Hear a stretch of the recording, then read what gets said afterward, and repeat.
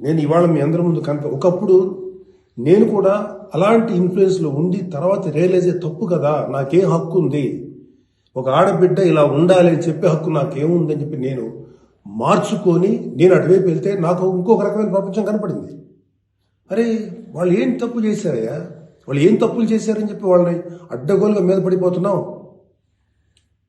ఇలాంటి డ్రెస్ వేసుకోవాలి, వేసుకోకపోతే చాలా వాళ్ళని ఒక తప్పుడు క్యారెక్టర్గా ఎలా ట్రీట్ చేస్తారు.